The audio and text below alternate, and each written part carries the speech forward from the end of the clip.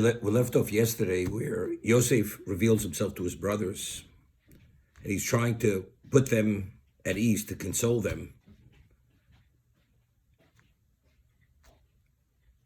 And he says to them, Posuk Tes, Perik Memhe Posuk Tes, Maharuv Alu Elovi. Hurry and ascend to my father, Vamartim Elov. Komar Bincho Yosef. This is what your son Yosef had said. Somani Elokim Lo'odon. God has placed me as a master, L'chol Mitzrayim, for all of Egypt. Rudo Eli al Tamud. Firstly, he said, God has made me, had placed me as the Odon.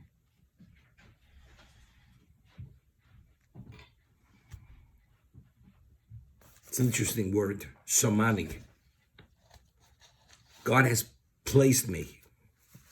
If you take a look, after Yosef interpreted the dreams,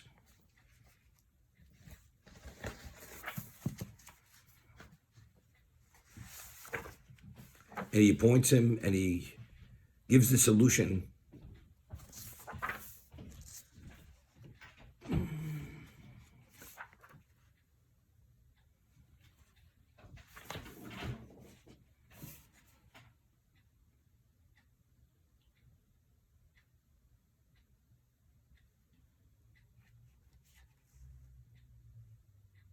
Yeah, back in Perak Mem Aleph, when he appointed him to be the viceroy,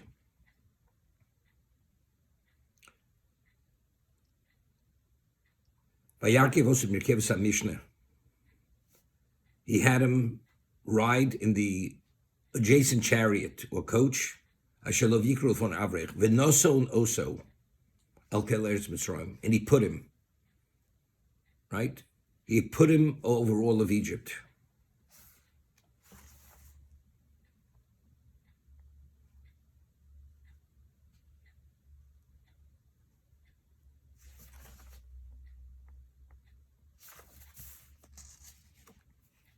So it's an expression, he put him. What do you mean put him? You know, you put an object, you don't put a person. We always discuss when the Torah always says he took him. You don't take a person. A person is a prisoner, you take him. He has no choice. A person has choice. We find Hashem says to Moshe, Kachas Aaron, Mizbonov, take Aaron and his children. So what we speak about the power of persuasion. That a person, through the power of persuasion, is able to take a person. Because choice is always if you see the alternative. But when you persuade a person, it's so convincing, the person only sees your point of view. Therefore, it's like you've taken him in a positive sense. When Hashem put Adam, in the Garden of Eden, it says, and Hashem put him in the Garden of Eden. What did he put him? Again, the answer is with Hashem, you can say he put him. He took him, put him there. But with a human being, you only put a person when he has no choice, meaning he's a prisoner. But when Paro put you, you're only there because he put you there. When Hashem made Yosef the master over Egypt, Vayosem, he placed him there. Why am I there? I rose up the ranks. Was it his initiative? It has nothing to do with his initiative. I'm here because God put me here. I wouldn't be here otherwise.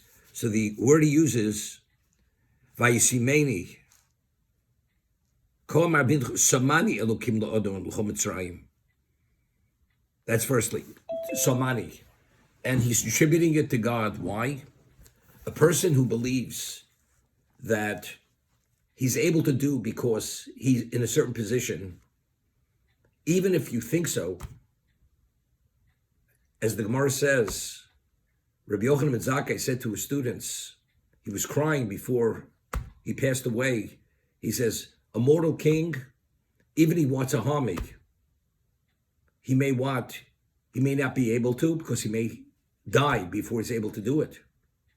Or I may die before he's able to implement the punishment.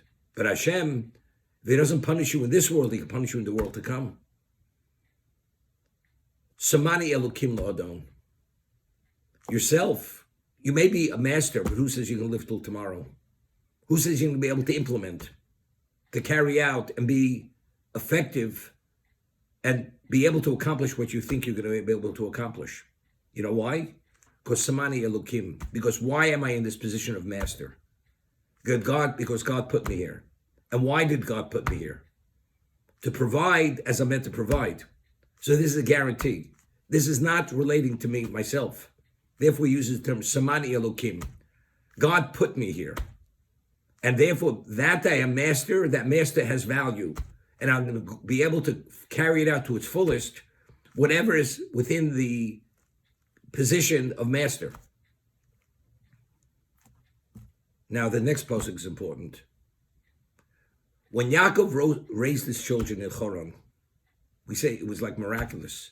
You have an environment which is the antithesis and antithetical to anything which represents Kedusha. And he raised the Shiftei Koh. He raised 11 of his 12 children, sons, were born there. Tzaddikim, pure. How do you do it? How's it possible? There's no question. It was miraculous because Yaakov represented a special level of Kedusha, and he was able to deflect all the influences of Choron, not a question. And he had that divine protection. As Hashem said, I will protect you from the influences. But there is a certain degree of human initiative. He did not allow his children to be out of his eyesight for a moment. Every aspect of the development and the function he was aware of, to that degree. And only because he oversaw every aspect of their life, in terms of mentoring them, their tutelage, everything, therefore they were who they were. So it wasn't only because they were his children. He was fully invested in his family. We're going to see this in a moment here. And Yosef understands that. And if Yaakov's coming to Egypt and he's going to provide for him, if it's anything less than that level of relationship between Yaakov and his family and grandchildren, Yaakov's not coming. He has to be that closely associated with every member of his family, whether it's a child or a grandchild. We'll see, even his possessions. His possessions, he doesn't want his family to veer out, to go away. Everything has to be within the proximity of where Yaakov is, to that degree. You know, you send your son on a trip. It's only for a day, it's for 12 hours. When he goes there, there's exposure to whatever that environment is, whatever that influence is. Yosef understood who his father was. He will not allow it. Yaakov will not tolerate it. V'yoshavta v'eretz Goshen. Listen, you will live in the land of Goshen, which was the best quality location in Egypt, which was not for the commoners to be there. V'yisakorov elai. Firstly, you will be close to me. Ato, you will be close to me. Uvanecha, your sons. Uvnei vanecha. You will all be close to me, but they're all on the same level. You, your sons, your grandchildren, we're not finished. V'tzoncha, your sheep, uvekorcha, and your cattle, with your livestock. V'chol asheloch. There's nothing in your lives that will not be closely associated with where you are. You will not have to veer out to go anywhere. Everything will be self-contained there. I will create an insular environment that everything is contained within your reach, under your supervision. Now, the chalkalti oscha sham. He doesn't say, and I will sustain you. There. It's not, you're going to have to go out anywhere else to get the food. Whatever you need, whatever your amenities may be needed. Chalkalti oscha sham. There, where you are, where you, your children, grandchildren, or your possessions are, you don't have to veer out from that location to be exposed to what Egypt's about. Not whatsoever. Okay? It is only because Yosef understands exactly who his father is. Nobody understood his father better than Yosef himself. V'hine, next pasuk. Einechem roos. Veini binyamin. Ochi binyamin. So he says, what is V'hine einechem roos, Rashi? B'chvodi. You see with your own eyes my glory here. That's firstly. You know, people believe that they're able to do things and bring about certain results. You understand? You may be well-meaning, you may be truthful, and you may want to do it, but who says you could carry it out? So he says to his brothers, but you see it with your own eyes. My glory, my power. So whatever I'm saying, I could actually bring to fruition and actualize without a question. That's firstly. Shani achichem. And you see, I am your brother. Shani mol kochem. And in what context am I? Am I your brother? We pointed to that yesterday. It's not to identify himself as Yosef. That he says that you sold me to Egypt, they knew he was Yosef. It was impossible for him to know that unless he's Yosef. When he showed them that he was circumcised, what did that mean? That he is what that circumcision represents. The circumcision, the milah, is what? Is the conflict with Hashem.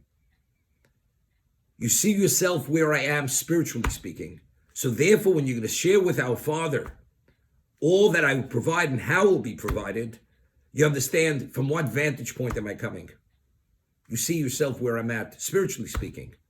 Because he showed him he was circumcised. In addition, and I'm speaking to you in Hebrew. And this we always mention. I always mention the Maharal of Prague.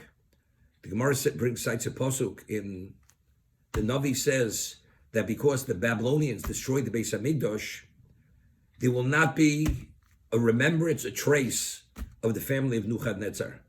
There will not be Sher, Nin, V'Neched. Vashti was the last surviving member of Nebuchadnezzar's family. She was the granddaughter of Nebuchadnezzar, Babylonian emperor, who destroyed the Beis Hamikdash. So Hashem says because he destroyed the Beis Hamikdash, there will not be a trace of that family.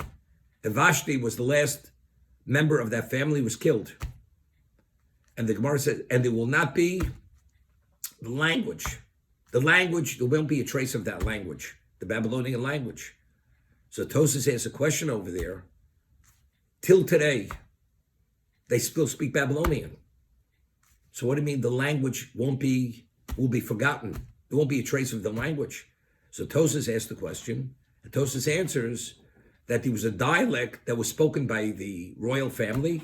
That dialect of the Babylonian language will be forgotten. That's Tosas' answer. The Maharal of Prague explains that what is language? We find, when was language introduced? The 70 languages. At the Tower of Babel, it says they built because they spoke the same language. Therefore, they agreed, there was a consensus, we should build a tower. And then he confused their languages. And they did not understand one another. And therefore they began fighting. The project came to a halt. And they were dispersed. That's the generation of the dispersion. Because they couldn't live together. So I asked the question, people, even though they don't speak the same language, but somehow they could communicate with one another through some other means. Especially if people are bent to bring about a result, you're able to somehow communicate, not only through language. So based on what the Maharal says, we understand the Maharal says language is an expression of the culture. He says that if a Persian speaks Babylonian, what concepts and what perspectives are expressed through that Babylonian language? Babylonian perspective or Persian perspective? It's Persian perspective, although the language which he's spoken is Babylonian. When it says the language will be forgotten, it means the language would no longer represent that culture. That culture is coming to an end. That's the meaning of the language we've forgotten. So there, as a result of this, every culture has its unique profile and psyche. No two societies, the French, the English, the Africans, each one is a different reality in his perspective, in the psyche. The language is the expression of that perspective. This is the Maharal of Prague. Okay? So now, why initially did they come to a consensus? We're going to build a tower to rebel against God. Because they spoke the same language. It's not a communication. Speaking the same language is an indication that it's the expression of the same thing that language represents. Language, what originally was Hebrew. All humanity spoke Hebrew. Sofa Achas is Lashon HaKodesh. As a result of that, When he confused their language, he caused there should be a change in their psyche, in their brain. It's a new perspective. We can't come to a consensus. Once we can't come to a consensus, they couldn't understand the language. Once the language changed, you have a different vantage point. We can't get along. We disagree. As a result of that, the project just came to a halt. Now, if the language of the Jew is Lashon HaKodesh, Lashon HaKodesh is the language of God. What we find by Mitzrayim, it says, Shloshinu Lashonam. Here there are idolaters. The question is there a chance it can be revived? And we can be revert back to our original level. So it says one of the reasons we merited redemption, Shloshinu Lashonam, we spoke Hebrew, despite we lived for 210 years in an Egyptian culture. We still spoke Hebrew. That was an indication that spark, that the essence of the Jew was still connected to God. Because Lashon HaKodesh is God's language. This is based on the morals, on this explanation of what language is. It's an expression of perspective of where you're at. And this, so I'm saying, when Yosef says to his brothers, I speak Hebrew. Despite the fact that a lot of people can speak Hebrew. You mean the way he spoke that Hebrew, he spoke the Hebrew the way he originally spoke the Hebrew. It wasn't a jargon. It wasn't a jargon any longer. It was pure, it was that pure, holy tongue. So that's a confirmation of who Yosef is. And he wants all this to be shared with his father, that his father should understand that he has a full grasp of what's needed to accommodate every level of spirituality to meet Yaakov's standard, that he should be willing to come to Egypt. Otherwise, he's not coming. He needs that guarantee.